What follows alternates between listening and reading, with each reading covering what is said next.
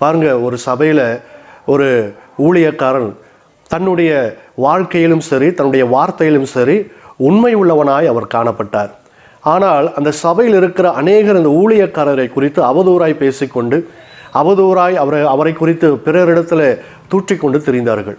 இதை கேட்கிற பொழுது அவருக்கு மிகவும் வேதனையாக இருந்தது. ஒரு நாள் எல்லோரையும் அவர் வரவழைத்து, ஏன் என் மீது இவ்விதமாய் குற்றங்கள் சொல்லீர்கள் என்று சொல்லி அவர் தன் பக்கம் இருக்கிற நீதியை, நியாயத்தை அவர் பேசினார்.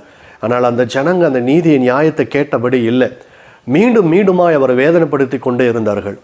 அவர் ஒரு நாள் தேவ சமூகத்தில் அமர்ந்து ஜெபிக்கிற பொழுது இந்த வசனத்தை அவர் வாசிக்கிற பொழுது இந்த வசனம் அவரை தைரியப்படுத்தினது, ஆறுதல் படுத்தினது, நம்பிக்கை கொண்டிருந்தது.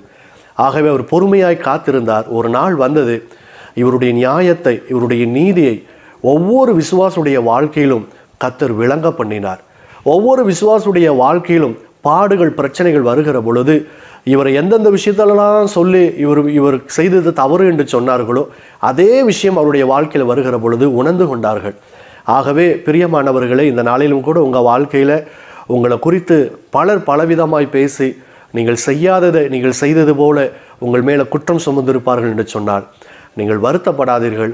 கர்த்தர் உங்கள் பக்கத்தில் இருக்கிற நியாயத்தை, நீதியை தேவன் பகலை போல விளங்க பண்ணுவார்.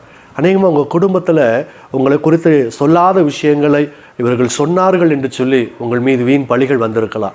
நீங்கள் வேலை செய்கிற இடத்துல, அல்லது நீங்கள் போகிற சபையில், அல்லது நீங்கள் இருக்கிற பகுதியில் இவ்விதமாய் உங்களை குற்றவாளிகள் என்று, பாவிகள் என்று, இவர்தான் சொன்னார், இவர்தான் செய்தார் என்று சொல்லி உங்கள் மேல் பழிகளை சுமந்திருப்பார்களானால் நீங்கள் கவலை கொள்ளாதீர்கள், தைரியமாக இருங்கள். இந்த வசனத்தை சொல்லி நீங்கள் ஜெபிங்கள். கர்த்தர் அவர் நீதி உள்ளவர், அவர் நீதியின் சிங்காசனத்தில் வீற்றிருக்கிற தேவன் அவர் தாமே நீதிக்காக வைராக்கியம் பாராட்டுகிற கர்த்தர் அவர். ஆகவே உங்கள் பக்கம் இருக்கிற நீதியை, நியாயத்தை கர்த்தர் பகலை போல விளங்க பண்ணுவார். கண்களை மூடி ஜெபிக்கலாமா? அன்புள்ள தகப்பனே, இந்த நாளிலும் கூட எங்கள் பக்கத்தில் இருக்கிற நீதியும் நியாயத்தையும் தேவநீர் பகலை போல விளங்க பண்ணுவேன் என்று இந்த காலை வேளையில் எங்களோடு பேசியிருக்கிறீர். ஆமாம் ஆண்டவரே, எங்கள் பக்கத்தில் ஆண்டவரே நீர் இருக்கிறீரப்பா, நீதி உள்ளவர் நீர் இருக்கிறீரப்பா. ஒரு நாள் நிச்சயமாய் எங்கள் பக்கம் இருக்கிற சரியான நியாயத்தை நீர் வெளிப்படுத்த போகிறீர். அதற்காய் நன்றி செலுத்துகிறோம்.